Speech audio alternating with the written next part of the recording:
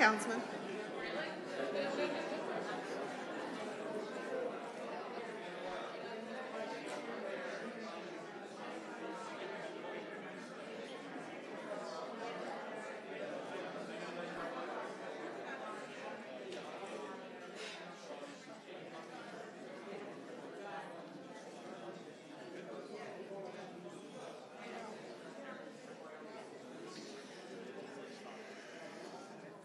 Well, good evening, everybody. I want to thank you all for joining us here this evening. For those who've never attended a meeting before, we'll first have our public hearings, followed by the decision calendar and administrative calendar. There are meeting agendas, of course, in the rear at the pavilion. If you wish to be heard, please fill out the form in the back and submit it, and we will call you up. After the meeting's adjourned, of course, we will stick around for a bit to hear public comment. Madam Clerk, please call the roll. Supervisor Clavin. Here. Councilman Blakeman. Here. Councilman Carini. Here. Councilman D'Esposito. Here. Councilman Dunn. Here. Senior Councilwoman Gooseby. Here. Councilman Muscarella. Okay, I'm going to ask Councilman Carini to lead us in the Pledge of Allegiance. Hand over your heart.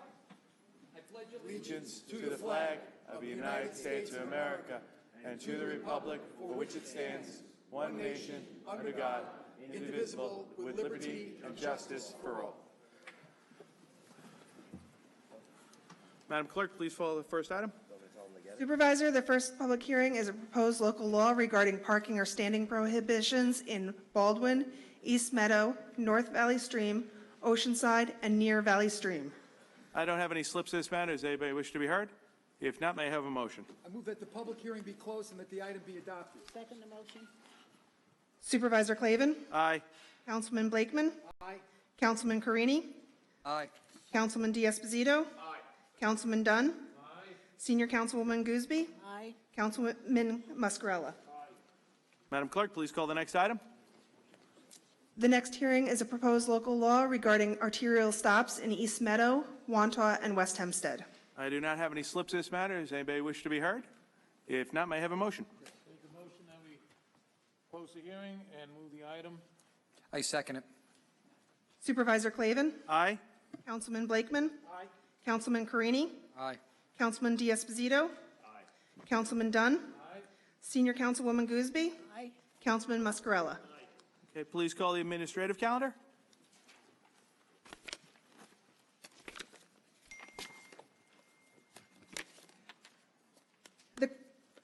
There are items 1 through 25 on the administrative calendar. I also have 2 resolutions of an emergency or urgent nature. The first is a resolution appointing Kate Murray as Registrar of Vital Statistics in the town of Hempstead. This will be item number 26 on the administrative calendar. The second is a resolution appointing Susan Trinkle-Pakowski as Deputy Registrar of Vital Statistics in the town of Hempstead.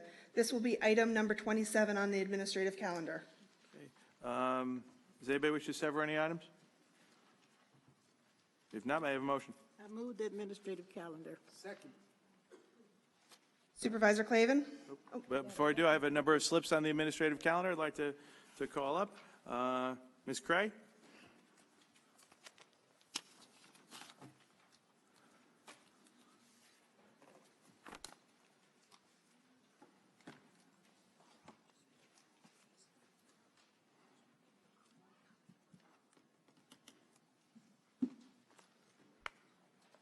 Good evening. Hey, Ms. Cray, how you doing? Can I have your name and address? Thanks. Cray, 436 Locust Avenue, Uniondale. Thank you. Is about item number 10. What does it mean about rescinding the resolution and adopting the assessment roll, blah, blah, blah, blah, blah? There, Supervisor, may I? Please. There was a mathematical error in the resolution that was adopted.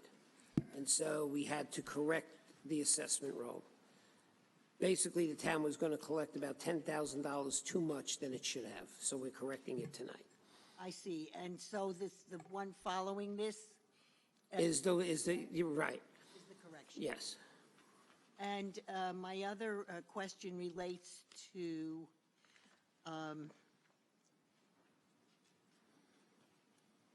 sorry, I should have, it's the one where it says a special exception.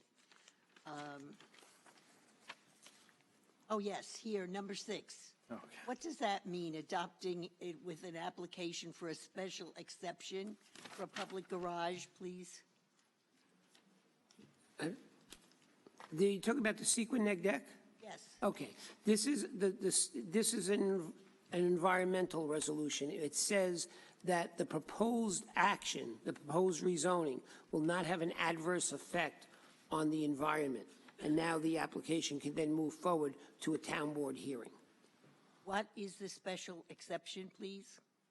The special exception is the application itself, and forgive me, it's an auto repair, I believe it's an auto repair shop. So in order to have an auto repair shop in the town of Hempstead, you have to apply to the board for a special exception. A special exception to the building code. Now, does this relate to the GSS zoning also? To the extent that GSS is a zone and it's comparable, but it doesn't, it's not, this is not a gasoline service station. This is not a gasoline service station? Oh, it's a repair. This is auto repair, right? Only auto repair. Correct. It does not have, it does Correct. not pump gas. Correct. I see. So with special exceptions, can you have that also with the GSS? Yes, you can ask the town board to accept some rules in the GSS district and make an exception. You can do that. I have a reason for asking because I understand that our Gemma gas station will be coming up at the end of the month, and they're a very community-oriented organization. So we want to make sure that whatever can be done to assist them will be, and I'm looking to you, Senior Councilwoman Gooseby, to help us with this, please. Okay, you have to let me know what it is, honey. Okay, thank you. Thank you, Ms. Kerr. Felix Procacci?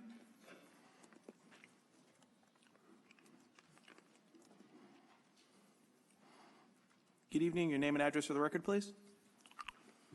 Felix Procacci. Item number 22. The town board majority is still short one member on the town's ethics board, violating town code.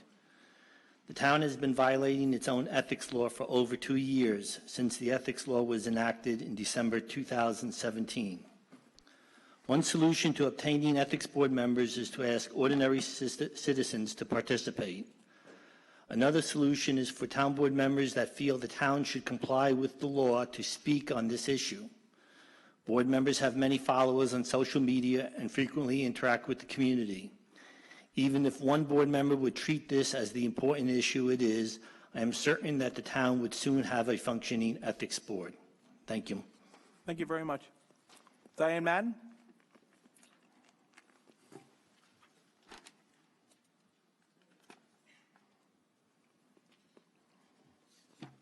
Name and address for the record. Thank you. Diane Madden, Hempstead. Item number 22. I just had a question because the name was familiar to me.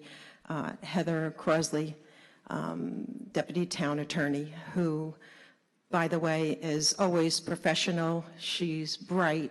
She is open-minded. I have worked with her. I think she's been here many years.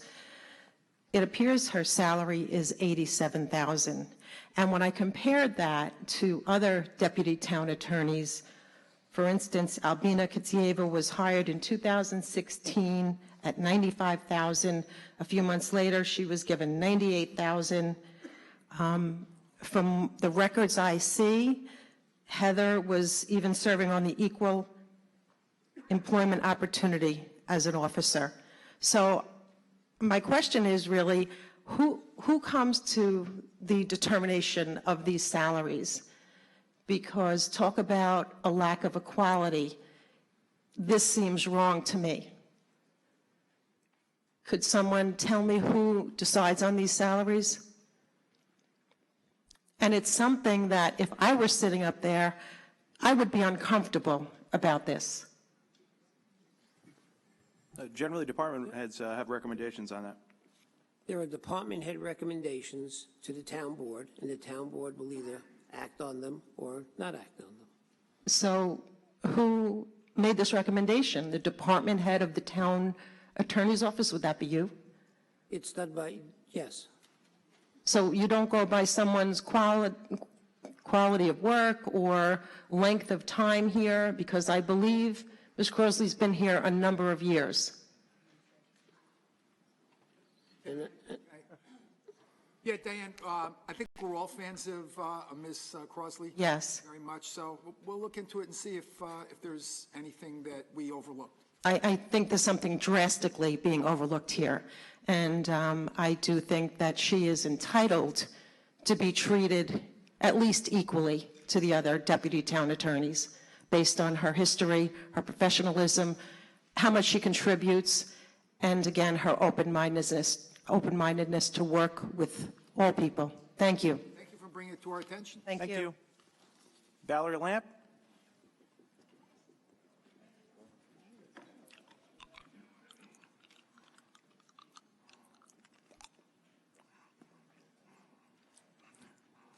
Good evening, Ms. Lamp. Your name and address, long distance for the record. Good evening, Supervisor Clavin. I believe it's my first meeting with you at the helm, and I'm still thrilled about that. 3301 North Ravello Drive, St. Augustine, Florida. And thank you very much for bringing the nice weather. I would disagree with that one, but okay. So let's see. And good evening, Town Board. Well, she got a couple of my points over there. So contracts. I noticed a few contracts on these resolutions, number 9, number 7, and another one. 2 of them went out for bid. One was a sole bidder. So from what I'm seeing, these bids were awarded to the lowest bidder and qualified vendor, correct? Well, Commissioner Parks?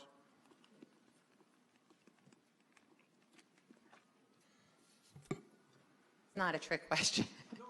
Okay. Good evening, Supervisor, members of the board. Yes, they were. Right. And I want to commend that. That's actually prudent, and I believe it's good government. The other contract item was a sole bidder, and I see that the contract was awarded to such sole bidding vendor. And I'm just curious, this triggers a question for me. Is there any scenario where there is just one individual bidder for an RFP that they'll be denied for? Sure. If one bidder, if only one person responds to an RFP and we don't think that the proposal is proper, there are various reasons we can reject. We may reject because we want to get more, do it again to get more proposals. So sometimes it can happen. If the proposal is not proper? For example, you said there's one response to an RFP, one response to a request for proposal. Mm-hmm. We'll look at that we'll look at that proposal that they send in, and sometimes it's not responsive. Sometimes there could be things in it that are left out, okay, or they're giving us too many things. We would review that. So there are circumstances where we would reject the proposal, and maybe it could be a distance issue. For example, if you're buying salt, you don't want to buy it from Pennsylvania because, you know, in the winter. So there are things like that that could happen. Okay. So, all right, that's fine. I'll accept that answer. Is there any circumstance in which a contractor would offer their services at the highest bid and least qualifications where the town would approve that contract? What item are you speaking on? So, because I'm not sure. I'm talking in the dark here. What item are you speaking on? What resolution number are you talking about? Well, I'm just speaking in items of contract number 9, contract number 7, the sole bidder, et cetera, which I believe were done to the board's right. credit. That's not the case in any of those, in any Correct. of these contracts. So what I'm asking is, since we're on the topic of contracts, is in what case scenario, if any, would the highest bidder but least qualified contractor be accepted? You're smiling at me, I'll smile back. I don't know. I'm asking an honest question.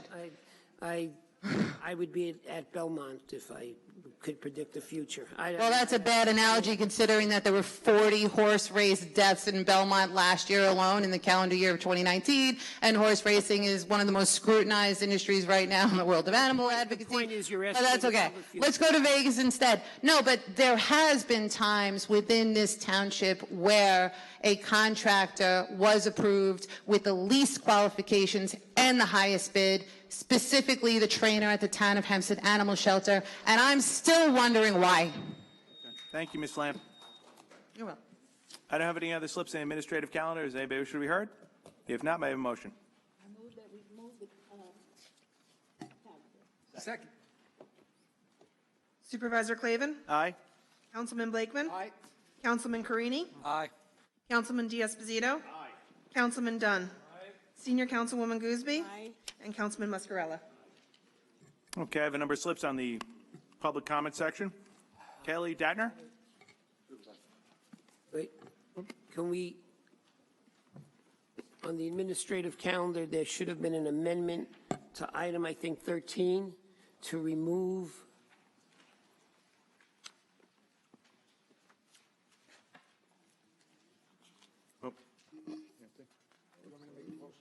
You want me to make that amendment?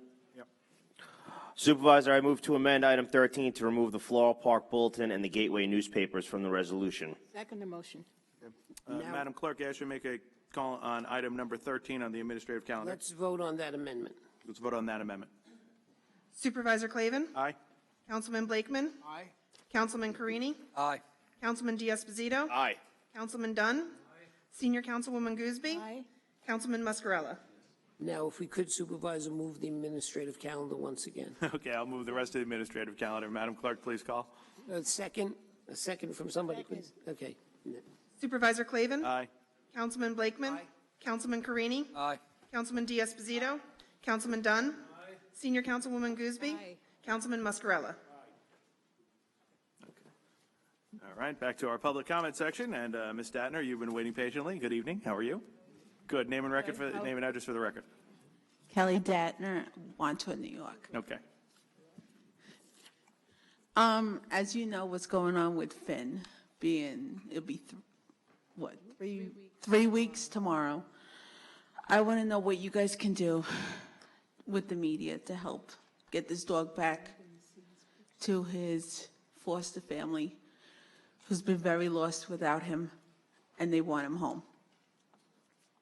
I would ask Commissioner, if you go in the back, we'll have the Commissioner get the details on and do a follow-up with you. I spoke to Regina Datner Wantua.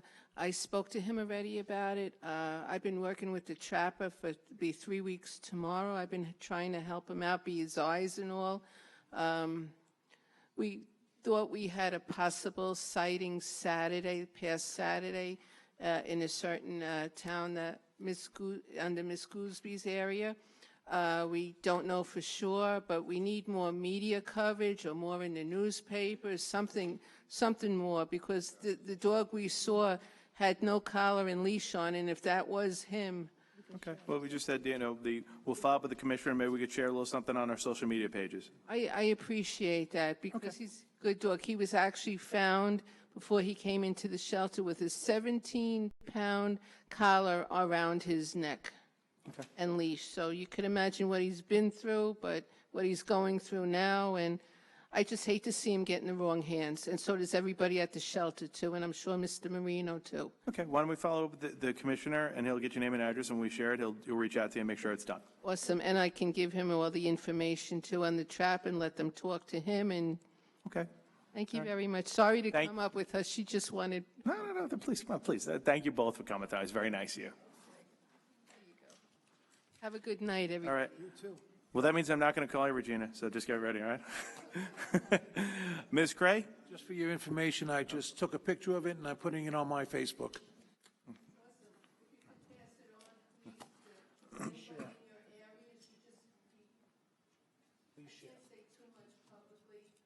Okay. Thank you, Ms. Tadner. Hi, Ms. Cray. Name and address for the record again. Thanks. Of course, very familiar. You're such a good sport. 436 Locust Avenue, Uniondale. First of all, I'd like to bring up again the topic of the 5G networks, cell phone towers. Town of Oyster Bay has just adopted a permit regulation for the 5G networks. I think usually we're more ahead of things, and I would like you to please go into this with more research and consider the same thing. As I mentioned last week, month, whatever, South Korea requires fiber optic hookups, and so do the cities of Chattanooga, and I think the other one was St. Louis. So I think that it behooves us to look at it more clearly.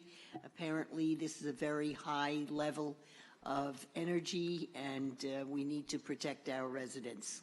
May I jump in for a second? We covered, about a year and a half ago, we enacted a new wireless ordinance where we covered 5G. It's Chapter 142 of the Town Code. So we've already covered that. We've got it done. In what way?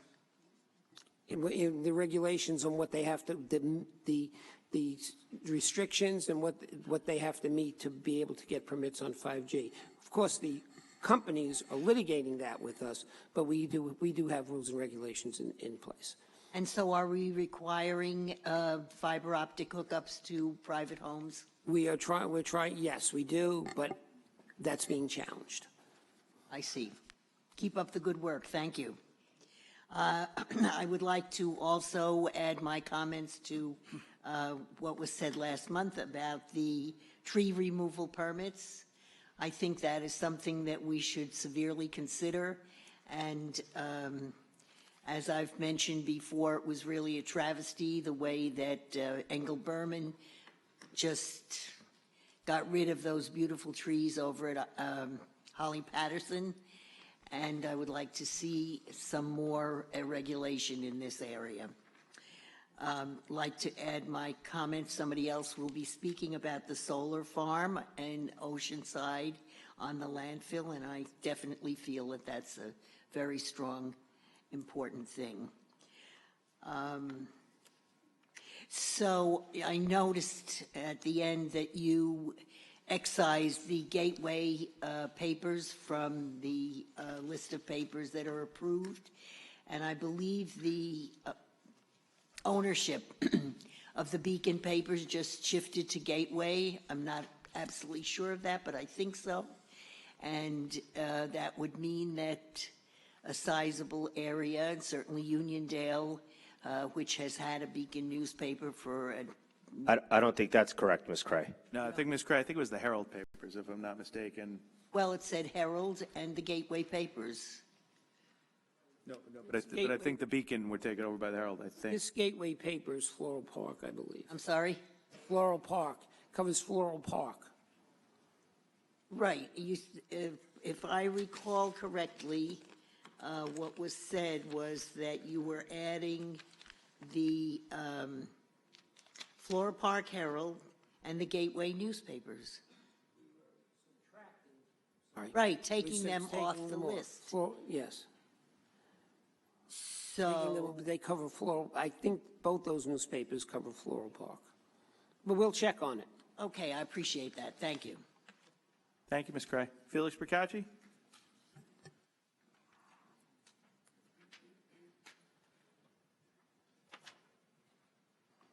Good evening. Name and address for the record, please. Felix Procacci. Thank you. In a recent Newsday article dated February 9th, 2020, Supervisor Clavin was quoted saying the town does not have a systemic ethics problem. What wasn't mentioned was Supervisor Clavin's complacency when it comes to ethical violations. The town's compliance officer, Thomas Wildig, has violated and continues to violate the laws that governs his department. Since December 15th, he has failed to post a final redacted report of an investigation he allegedly performed. FOIL town records show that he has not even prepared these records. In response to my numerous complaints against Mr. Wildig at town board meetings, Supervisor Clavin has done nothing to remedy the situation. Last year, when candidate Clavin learned that Mr. Wildig's company made political contributions in violation of the law, candidate Clavin's response was to take Mr. Wildig's word that someone else did it. Instead of referring the issue to the ethics board, candidate Clavin decided to be the arbiter. It has been over 2 years since the town made major revisions to its ethics law to improve transparency and allow ordinary citizens to make inquiries. And since that time, the town has never had a functioning ethics board. According to the compliance officer's law, violations by the compliance officer should be reported to the town's ethics board, which is not operational. When a town has a non-functioning ethics board and a compliance officer that fails to do his job, and a town supervisor that ignores ethical inquiries, it may appear on paper that there are no systemic ethical issues, but the only way to know for sure is to investigate instead of ignore allegations of wrongdoing. If the media would harp on these issues, maybe one day the town can have an operational ethics board and a compliance officer that follows the law. Supervisor Clavin, I am not asking you to do anything that you did not promise on your campaign trail, and that is to lead with integrity. Thank you. Thanks, Mr. Couch. Have a nice evening. Mr. Kroll?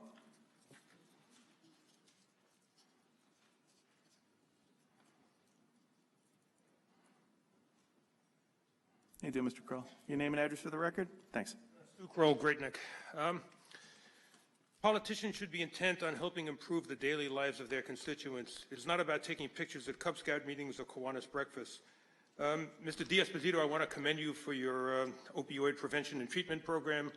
I attended that program, and I think it was very worthwhile, and you did it on your own time, so I certainly laud you for that. It is not about refusing to take a position because a bill may be changed and perhaps opposing the heinous abuse that's occurring at puppy mills. Mr. Clavin, I wanted you to write a letter supporting Bill S4234, and I can't seem to get much of a response on that, so maybe you'd like to tell me, that you'd like to respond to it and write that letter. We have 21 co-sponsors as of now and 40 in the Assembly. No response, apparently. Perhaps these puppy mill lobbies are making donations to the party. What will Lincoln say when I receive a response that says some might interpret this bill differently than I do? This bill is simply about removing the outlet for puppy mill abuse. Should we worry that these store owners can no longer buy abused dogs for $20 and sell them, often very ill, to unsuspecting prospective owners for $2,000? Such politicians often talk in circles in an attempt to obfuscate the issue. The issue is now clear, and our ever-expanding group will force all politicians running for office to take a stand on the issue of animal abuse. If they don't want to do this, then we will oppose them vigorously and find somebody more sympathetic to our needs and goals. One other thing here, why have we not given financial reimbursement to Ulster County canines? When we realize that the horrendous... Hopefully somebody will want to do this. When we realized the horrendous abuse occurring there, so horrible that the mayor upstate was moved to tears, we should have taken back our dogs immediately. This would have been a good opportunity for the town to show that they care, but they obviously don't. This fine group has taken care of many of our dogs, including at least 6 from Hempstead. We have a legal and moral obligation to take care of these animals. Perhaps we would have acted differently had we had qualified people running our town shelter. Instead, we have a trainer, quote unquote, who allegedly lied about most of her stated qualifications. We should break precedent, do the right thing, and immediately send them reasonable compensation for their Herculean efforts. I must commend State Senator Jim Gorin for co-sponsoring our bill from when his district has a large volume of pet stores. No doubt this was a hard decision on his part. It's called guts.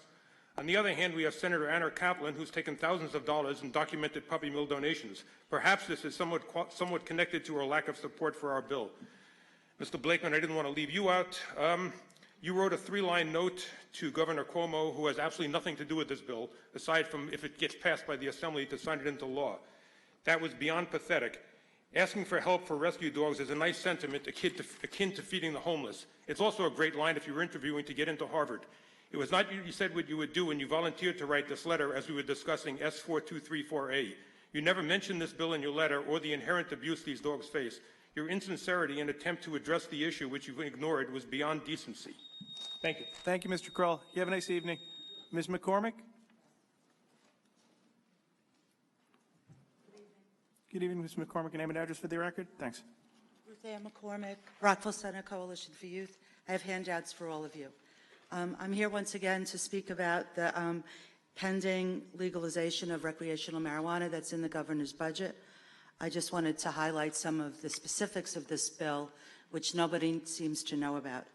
Marijuana sales and on-site consumption will be permitted close to schools and places of worship, 500 feet from schools, 200 feet from churches. A lot of schools and daycares operate in churches. Open public consumption of marijuana edibles will be permitted in schools, playgrounds, amusement parks. Schools and landlords lose some ability to prohibit marijuana use on premises. Town and cities under 100,000 residents won't have local control. Now that's a concern of ours. The Nassau County legislator didn't really know if the opt-out was still going to be allowed. And I'm interested to know if a small village like Rockville Center is covered under the town and the county still, since this is in the bill. So we're at 26,000. So that's a concern of ours. The mayor didn't even know any of this when I spoke last night at the village board meeting. Medical marijuana is taken out of the Department of Health, and everyone that has a medical marijuana card will be allowed to have 4 home grows in their house. And it's very easy to get a card. You can go really right to the marijuana store and tell them you have headaches, and the guy there will write you a card. You'll be able to then grow marijuana plants if it's legalized. No regulation on the maximum of content. Dangerous allowable quantity for daily sale, which means a person can go from store to store and just keep buying marijuana. Employers are limited in taking action against recent marijuana use. There's limits on drug testing results. Offenders on parole or probation will be able to use marijuana. Dangerous home cultivation, we went over that. Micro marijuana businesses will be allowed in residential neighborhoods. Now, there's really no specifics about that. I don't know if any of you have any information about that. Now, as far as the cost versus the revenue, between all the 62 counties, 932 towns, 62 cities, 10 Native American reservations, over 3,400 local governments, and 514 police departments, only possibly 5% of the monies will go to prevention, addiction, support and services, and only 5% possibly to police and law enforcement. I just would hope that you become familiar with all of the specifics of this bill and talk to the higher-ups in Albany and voice your concerns. We're having a town hall in Rockville Center on Tuesday. None of the senators can be there because they're in session, but we're hoping some of you possibly could come, as well as to our presentation at Malloy College. Alex Berenson wrote a book entitled Parents, Tell Your Children the Truth About Marijuana, Violence, and Mental Illness. So, and if you'd like to discuss further, there's many other points in here that we picked out of the bill. Thank you. Ms. Craig, thank you very much for taking the time to give us all the information and also pointing out the lobby and the state legislature. Thank you. You know anything about the opt-out with under 100? No, but we'll try and familiarize, but thank you. Okay, Yes. thank you. May I say something, Ms. McCormick? Yes. First of all, I want to thank you and congratulate you for taking up the mantle on this issue. As we've seen with a lot of the stuff that's come out of Albany recently, with mandatory release of criminals, there are things being done in Albany that are not in the best interest of the residents of the town of Hempstead, and this is one of them, and thank you so much. I am going to share this information with people in my district, and I'm going to reach out to people in my district, and if you don't mind, I have your card here. I'm going to put them in touch with you. Definitely. So I think you need to talk to a lot of the schools and a lot of the civic associations and PTAs. Definitely. And mobilize them because as we've seen in Colorado and Oregon and other places, this is an absolute disaster for their states, and it could happen here, and we don't want that to happen in the town of Hempstead. So thank you very much. There's a movement called Moms for Regulation of Marijuana, and they're actually based in Rockville Center. And it's very disturbing to me that a mom would permit their child to use any drugs and be happy that if it's legal, it'll be safer. So that's their philosophy. Thank you. Thank you. Just, you know, we've been looking into what we can do as a township, even though this has happened and is happening with this governor. And trying to sneak it in with the budget. Yes. It's so wrong. So we would like to put a ban on it, but we have to see how legal it is for us as a township to put a ban on it, because it doesn't only affect your lungs. They found out with studies now it affects the kidneys, affects the heart, affects the brain. All your organs get affected by this, and people don't know. Oh, they don't know it. So if we can't ban it, then we're going to educate the hell out of them, and we're going to put pamphlets out, That's what we do too. so we're going to do both. But we are looking into it. Thank you. Any help you need, we're good at it. Thank you so much. Thank you. Ms. McCormick. Patricia Cronin?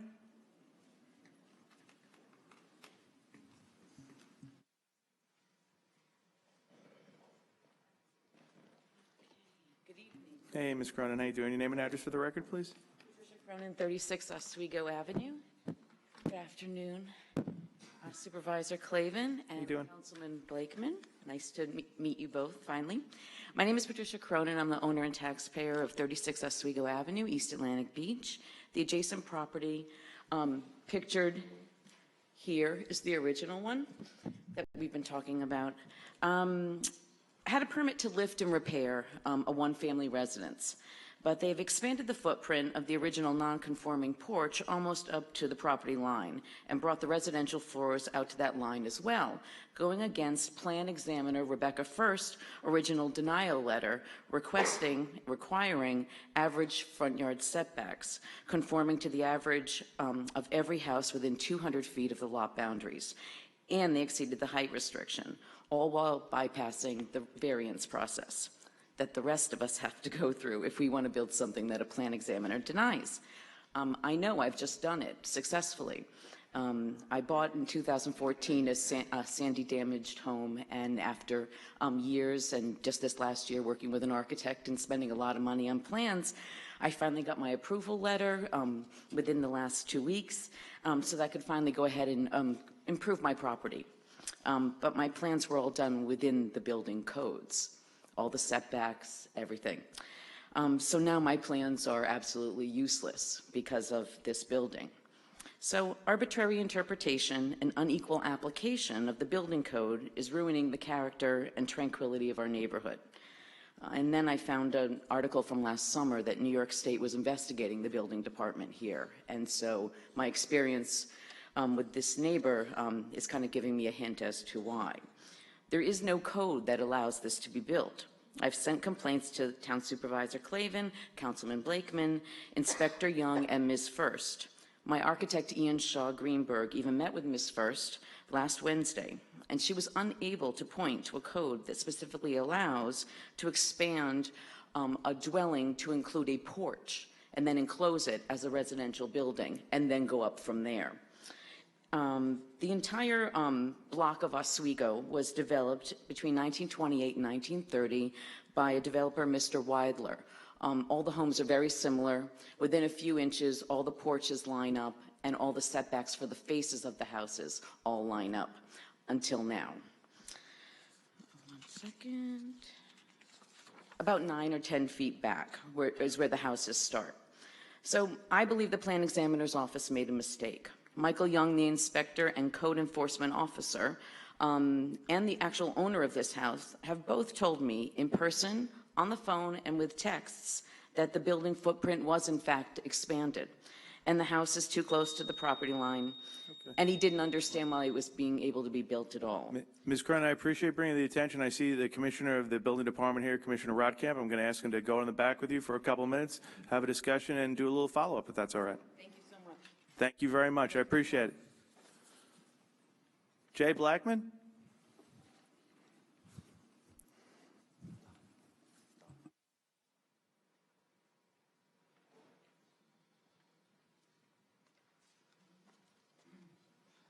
Good evening, Board. Name and address for the record, please. Sure. My name is Jay Blackman. I'm from East Meadow. I've been here on different occasions since October asking about the solar farm that was being considered at the Oceanside landfill. And I've been looking at the resolutions and hoping that one of the board meetings would contain a resolution that would be concerning the Oceanside landfill solar farm.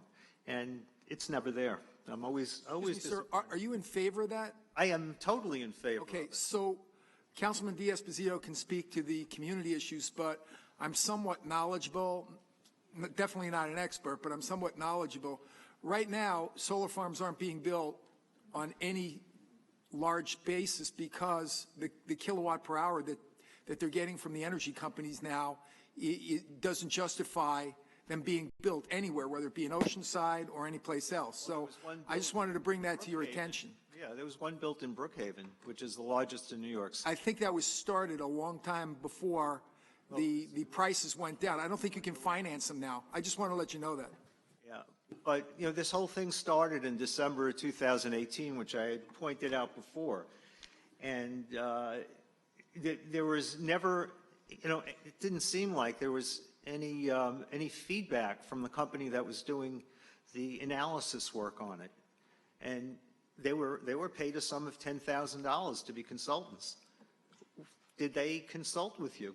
They sure did, and actually this past week, me and representatives of the supervisor's office met with Clearview. They provided us with a comprehensive review of the entire town of Hempstead, each and every parcel that we own or operate or have the ability to add solar to, including solar carports, including the landfill, including our marinas, our parks, buildings throughout the town of Hempstead that we will now review, and we will see what's the best option for the environment, what's the best option for the taxpayer, and what's the best option for the town of Hempstead. The best option for the environment, obviously, is solar power, and it's just hard for me to believe that solar power has gotten that expensive.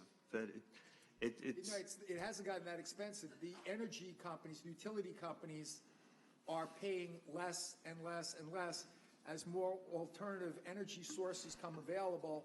It's driving the price down, which is a good thing, and there are other alternative energy sources.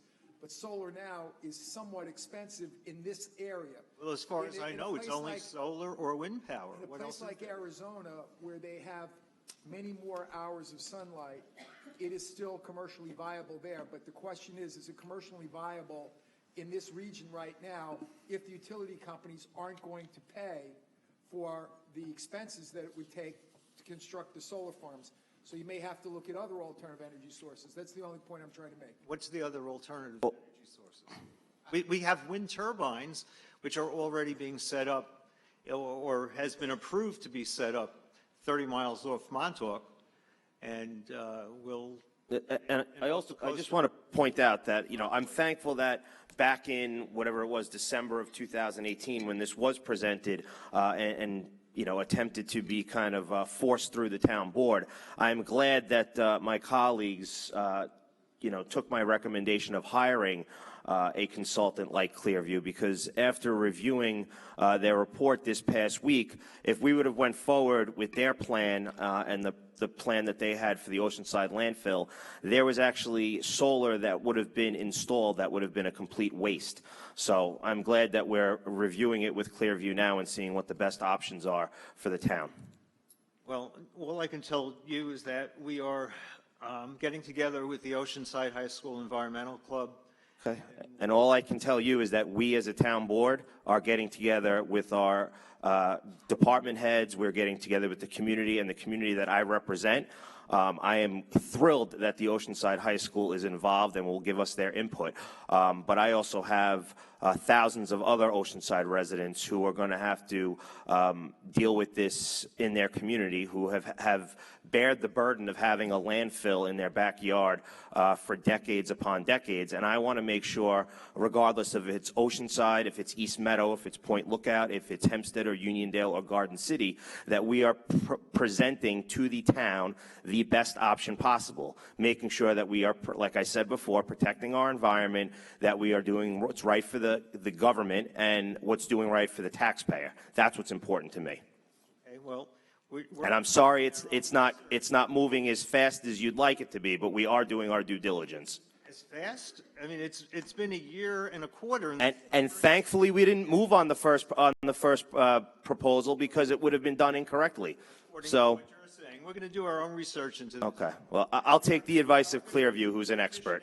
The people, I don't know who you were talking to about this, about how horrible solar power would be on the landfill. Who did I never said that I spoke to anybody that said it would be horrible. I said that the proposal that they had put forth. People in the community who will not stand for something like solar power. People in the community want to know what it's going to look like. They want to know what it's going to be like when they drive past it each and every day. They want to know if it's going to have any effect on, on their community. They want to make sure, they want answers. Just like if we were going to plaster this right in the middle of East Meadow, I'm sure you would want answers. Are you aware of the fact that the governor... I am very aware of all his energy initiatives. Yes, I am. I am very aware. I also have the... Any of those... Am I in favor of them? Absolutely. And I'm sure the town of Hempstead is going to do our best to comply with every initiative that the governor has put forth. I have the Barrett Power Plant also in my councilmanic district, so we are working to see what we can do to make that a battery storage facility. So I am well aware of his initiatives, and I'm sure that under the leadership of Supervisor Clavin, we will do everything in our power to make sure that we comply with those initiatives. So right now, you're telling me that the plan is dead. Is that what you're saying? I never said that. You're putting words in my mouth. What are you saying? Tell me what you're saying. Just like I said 3 weeks ago, and I'll say tonight, what has changed from the last time we spoke is that the supervisor's office and I have met with Clearview, and we are reviewing the comprehensive study that they have put forth. They have studied every piece of land that is owned by the town of Hempstead. It's a big study. How many pieces of land are the size of the landfill? I mean, this is supposed to supply 1,500 homes with electricity. Okay, but like I mentioned before, we have... And secondly, I mean, this is going on and on and on. It's a year and 3 months. Okay, well, I don't think any answer that I'm going to provide to you tonight is the one that you want to hear. Thank you, Mr. Blackman. I will look forward to seeing you then. Angela Holland? Haddad?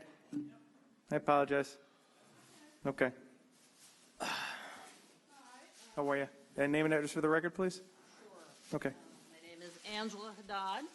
My address is 27 Oswego Avenue in East Atlantic Beach. Okay. And I'm here to talk about the rebuilding and raising of 32 Oswego, and I brought some visual aids. I believe I've communicated with Supervisor Clavin about this previously. Hi, good to meet you, and with Councilman Blakeman. So briefly, just to present my situation here, 2 years ago, I purchased a beautiful home in East Atlantic Beach, and purposely purchased my home in East Atlantic Beach after considering a variety of areas because of the quality of the neighborhood, because of the content of that particular neighborhood. Up until this time, I had lived in Manhattan, and I was looking for a nice, quiet beach community. What is happening now on 32 Oswego is a mega house is being built that changes the entire character of our community. And I've already received a response from the building director, which really does not explain what is happening. I've brought some visuals for you. Yes, right across the street. No, I'm across the street. Yes, correct.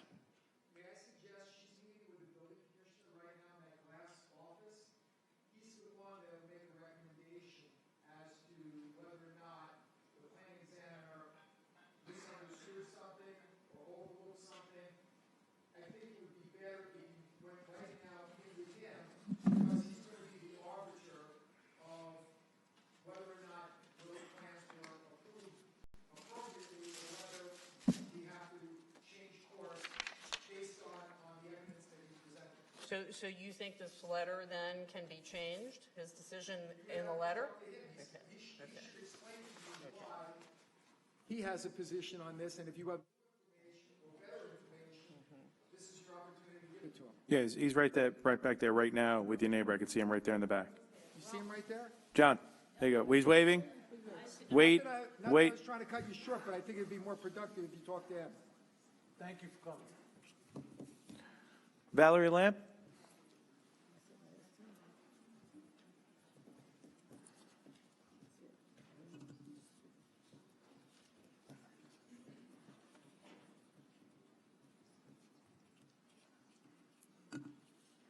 Evening again. Name and address? Valerie Lamb, 3301 North Ravello Drive, St. Augustine, Florida. So Supervisor Clavin, Don, you know, pathetically, I believed the prior supervisor, I don't even want to mention her by name, because I am an animal lover and an animal advocate, and she really sold me, especially regarding her press conference in front of the animal shelter, where she specifically cited the abuse, the neglect, and the mismanagement at the Town of Hempstead Animal Shelter, and she was right. However, once elected, and I got behind her 1,000%, even though I'm not a Democrat, but I just wanted to believe that somebody would be a champion for the animals. So I did that, regrettably, because she did nothing for the animals. In fact, she made it worse at the shelter. So the reason I'm here, and I've been up since 2 a.m. and flew in from Florida on a 5:30 flight, is because I believe you do want to help the animals, Mr. Clavin, and I believe that you have the power. The entire board is in lockstep with you, I believe. I believe they like you. You're very likable. I know the union is very much on your team. I'm here. We were together at the press conference where they introduced the bilingual forms at the animal shelter, and obviously this is the only reason I'm here. I'm not here for a job. I'm not here for accolades. I'm not here for a photo op. I feel like an alien. A lot of people don't understand why I'm here. This is the only reason I'm here. And I just want to ask you because the time for action, I watch these videos at home. I pay attention to the meeting notes. I read Newsday. And I don't see anything about the animal shelter. And you yourself said it's a war zone. And you're right. You too are right in your analysis. I'm asking you, what can we do? What are we going to do? We're looking at a lot of different initiatives. I've talked with my colleagues in the government. I was talking to somebody today, and we enjoy the feedback of residents, and we can implement changes we think that are going to suit. We will. The time for action is now. Actually, it's past now. It's way past due. But can we start with putting out an RFP for a trainer? The current trainer has actually applied for the trainer position in the town of Oyster Bay. I think it's time for that RFP. We've been asking for it for years, especially since she did lie about her credentials, as confirmed by the town investigator, Anthony Costales. The current director wants out, and I can go on and on. I'm here for a limited time. If anyone wants to meet with me, I'll meet you on tomorrow, Thursday, Friday, Saturday, or Sunday, possibly extending my trip. And I'll give you 15 seconds, Councilman Blakeman. I just want to let you know we are severely disappointed in you as animal lovers. You gave your word that you would do something, and you broke your word. Thank you. First of all, let me just say this. I had said that I would write a letter to the governor in support. No, you never mentioned the governor. Okay, I said I would write a letter. In support of the puppy Who else mill. would I write it to? The Senate. You've been in government for how many years? We can make sure that the Senate gets it. I have no problem with that. But your letter was supposed to be germane, one of your favorite words, germane, to the anti-puppy mill legislation bill S4234A. I also emailed you personally twice where I spelled it out for you. Let me explain. We were talking about puppy mills. We were talking about the anti-puppy mill, cat and kitten and rabbit legislation. Your letter was intentionally impotent and flaccid. Okay, all right. Why don't we do the following? I don't want to interrupt anybody. I was going to say. No, I don't. I don't blame you. My position is as follows. I am very supportive of all of your efforts and those of your colleagues who are here tonight to rescue as many dogs as possible. But I'm not going to do something that I think is unconstitutional and support a bill that is just targeted to put people out of business. Sorry. Okay. You don't like that answer? Okay. Unconstitutional. So animal abuse is constitutional. Now thank you, Ms. Lamp, and I always appreciate all your thoughts and input in your emails with suggestions. You lied. Sarah Lobato. I wrote the letter.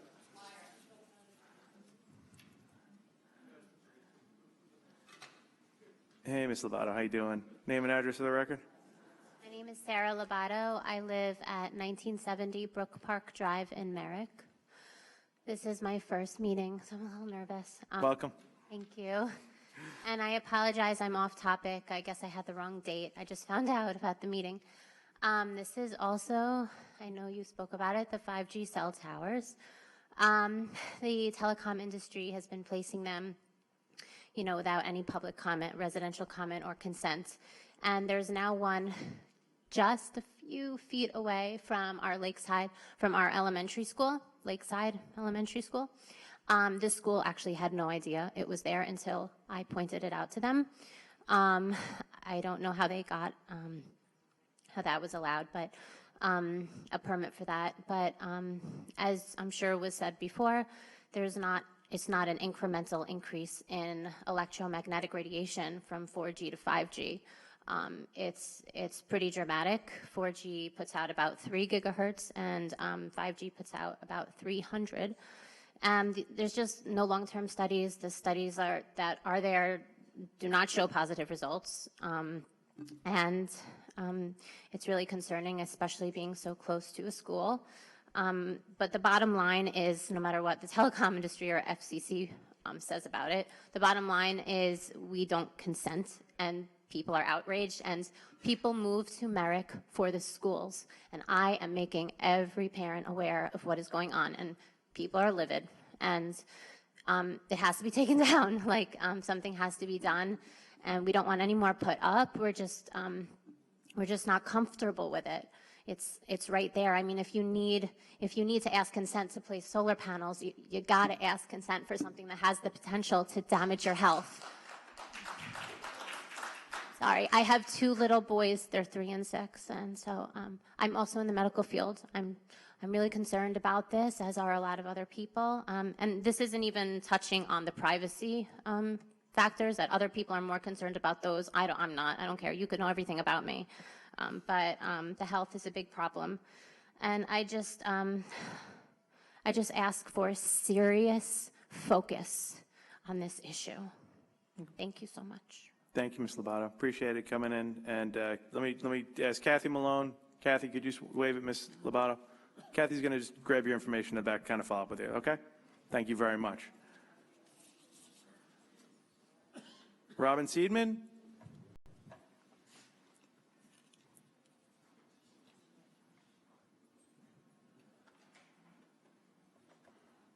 Hi, how you doing? Name and address for the record, please. My name is Robin Seidman. I live at 22 Dorothy Court, Merrick, New York. And this is just a follow-up to the young lady that was just up here. That first cell tower that was installed is about 15 feet from my front porch. And as you can see, I currently am fighting cancer at this moment. They put a previous phone cell tower up about 3 years ago in front of my house. We had no knowledge of that. I have no family history of cancer. Now I'm in the fight of my life. So now I have this new 5G wonderful tower in front of my house. I have children that go to college. My children went to Lakeside. I am about 120 feet from the fence of Lakeside where all the children play every day. And I'm terrified. I have neighbors that have new babies. Just my block alone and the block behind me, we have probably about 11 people that have had cancer in preceding years. And having this instrument put in front of my house with no knowledge, no information, is really terrifying to me, and I know it's terrifying to my neighbors. It just recently came to knowledge for me that the tower does put out radiation and the things that it can do to harm us and our health. And I'd like to know if you guys have any information that you can share with us, and any information that we can possibly share with our neighbors as to when the other towers are going to be going up. From what I understand, the plan is to have them go up about 250 feet apart, which is ludicrous to me. But that being said, I think that if we're informed and we have more information, then we can alleviate being afraid if that is in fact what should happen, and we shouldn't be afraid. But the way I'm looking at it right now, I think it's a terrible thing, and I don't think any of you would want that cell tower on your street or near your children or your grandchildren. So I'd like to know if you have thought about it, and if there's any way that we can get some more information so that we can distribute it to our neighbors, so we can save our children. Okay, it's a great idea. If you see your neighbors in the back with with one of my assistants, Kathy Malone, maybe you can go back there and have the conversation and get relevant, and we kind of get you in touch with the information we have here, and also kind of take some of your thoughts, because we're very, very interested. I'd love to kind of follow up on this. Okay? All right? Thank you. And she's right in the back. Yeah, feel better. Diane Madden?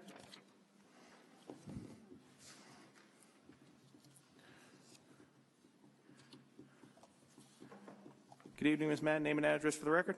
Ann Madden, Hempstead. Following up on Finn, I know we have about $1 million in salaries with animal control, the officers there, and unfortunately, under the leadership, he has them basically watching cat traps all day instead of taking my recommendation to contract trappers. In any case, have any animal control officers been out there looking for Finn? And if so, how many? How often? We have close to $1 million in animal control salaries. Is there a rotation? Was this animal was lost in the town of Oyster Bay? No, in Hempstead. I think the flyer says the town of Oyster Bay. No, the dog was being fostered, adopted from the town of Hempstead Animal Shelter, so possibly fostered out of the...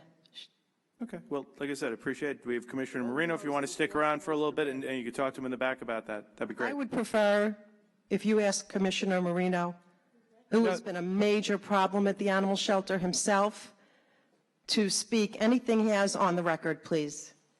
Like I said, the commissioner's here, and we're delighted to have you meet with him in the back. I'm not even sure why we're having this conversation, Supervisor, because your political promise was to take the animal shelter out of general services, and just a few months later, you're asking me to speak with the Commissioner of General Services.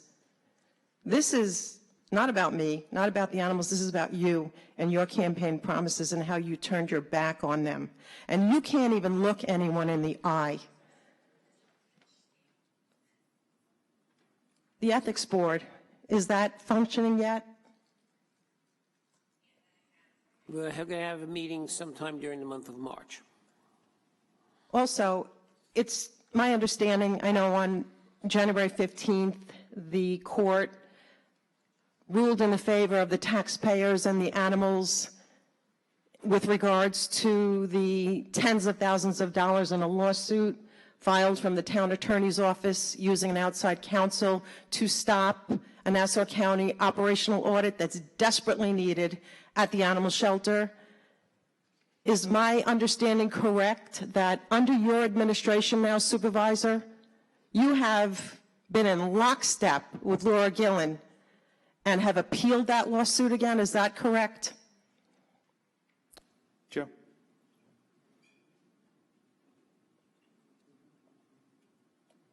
Joe, there was a question just about appealing of a lawsuit regarding an audit by the controller. That's current pending litigation on which we do not comment.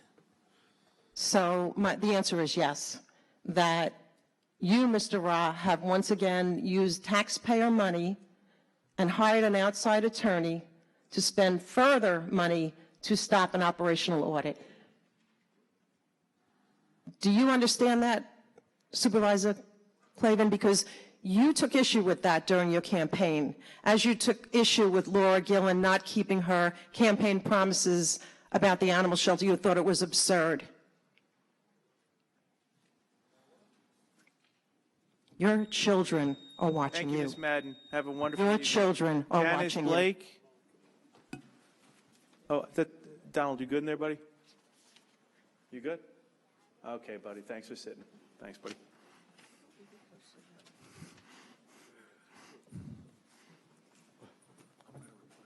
I know.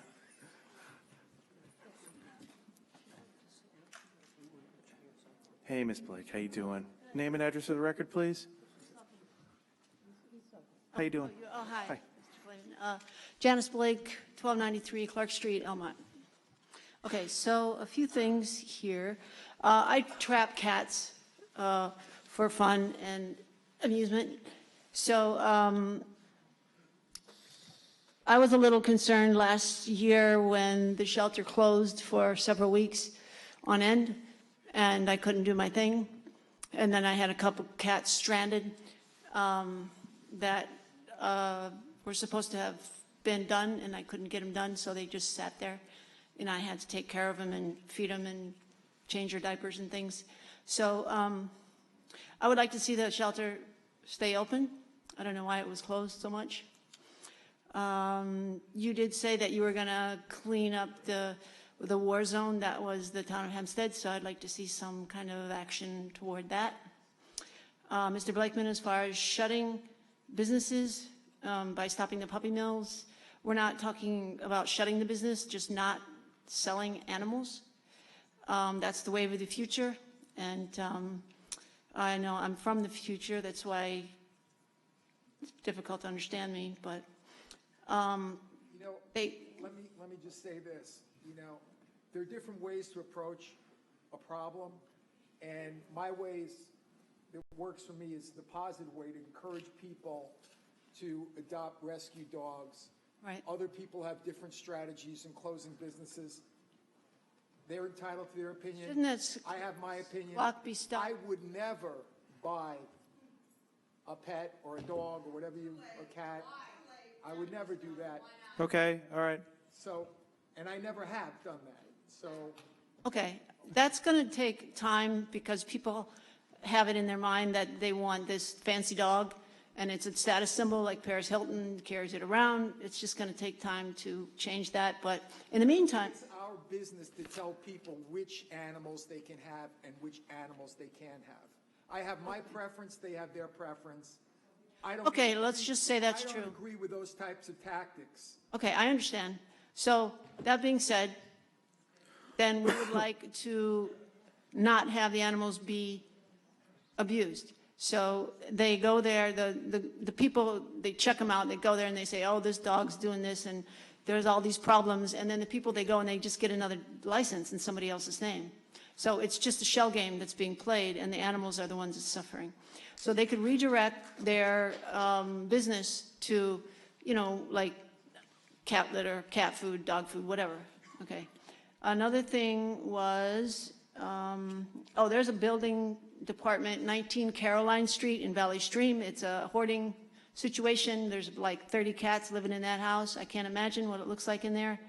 I called the DA, and the DA gave me to the SPCA. They're supposed to be doing something about it. But I was told initially to talk to the building department, so that's what I did. The village, yeah, I got round robin, and I ended up at the SPCA. And to me, animals are sentient beings, and the way that we're treating them is atrocious, from eating them to keeping them in captivity to catching and shooting wild animals. So that's where I'm at. Thank you. Thank you, Ms. Blake. Tina Sorrentino? Oh, I apologize. All right. How you doing, all right? Welcome. Your name and address for the record? Tina Shortino, visitor from West Islip. This is my first town hall meeting and my first time speaking in front of you all. Hello. I am an advocate for the animals. I am for S4234A, and I believe that the only way that these businesses will suffer is because of their shady business tactics. They are profiting off of USDA loopholes and very loose regulations of what a puppy mill should be regulated as. They are making thousands and thousands of dollars on the space of their storefront space that could be utilized hand in hand with rescues and shelters, which is what this bill is proposing to do. Instead of spending thousands of dollars on a sick dog that you will have to pay thousands of dollars more to make better, you are spending an adoption fee. That's what the bill is proposing. And I think we are focusing on the bad of the there's a lawyer who kept calling it brick and mortar businesses that, they have been around forever and you buy puppies from there, but why can't the puppy in the window be the one from the shelter? And that's all I want all of you to think about, and that there are so many dogs out there ranging from puppies to senior dogs, and you can search for your breed. If you want a golden doodle, there's golden doodle rescues. If you want a puppy shih tzu, you can, excuse my language, you can find a shih tzu, a Maltese, a Maltipoo. You can find any of them. I have a video of me looking at it on my phone. It's easy, and it's just that people expect the storefront. They expect be able to, oh, mommy, daddy, there's a dog I want. Oh, that dog happens to be a rescue dog. That's awesome. We should learn more about them. Puppy mill awareness is very, very important right now, and it's happenstance. National Puppy Mill Awareness Day falls on my wedding day this September 19th, and we are using that day to promote, hopefully when the bill passes, when people are still curious about what the puppy mill pipeline is, why it should be shut down. The way that it starts to get shut down is by us supporting this bill and opening up those storefront spaces instead of these puppies coming from deplorable conditions and abuse situations to dogs that have been there already and would like a new forever home. Thank you. Thank you for taking the time to address the board. Anybody else wish to be heard? Have any other slips? If not, have a wonderful evening, everybody. Thank you for coming.